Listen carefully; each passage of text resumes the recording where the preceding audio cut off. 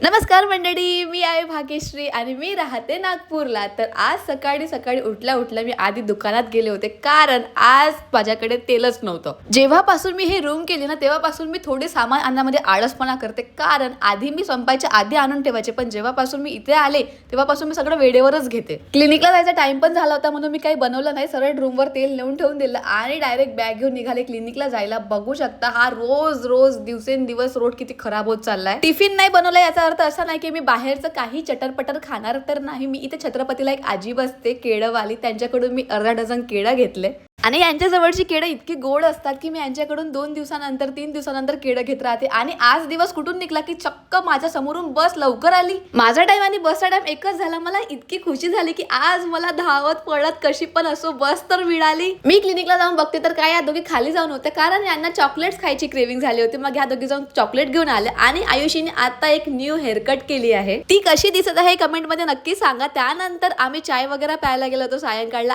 आणि माझं एक पार्सल आला आहे. त्या पार्सल मध्ये काय आहे हे मी एक सेपरेट व्हिडिओ मध्ये सांगेल. आता व्हॅलेंटाईन वीक चालू आहे, तर मला हे गिफ्ट कोणी पाठवलं आणि कसं पाठवलं आहे आणि काय पाठवलं आहे हे मी तुम्हाला नक्की सांगेन. लवकर सुट्टी झाली आम्हाला, तर आम्ही सगळे जायला निघालो. मी आणि पल्लवी दोघी पण मिळून स्कूटीने निघालो छत्रपती स्क्वेअरला जायला. तिने मला छत्रपती स्क्वेअरला सोडलं. तर काय वाटतं तुम्हाला, काय असेल नक्की ते सरप्राईज?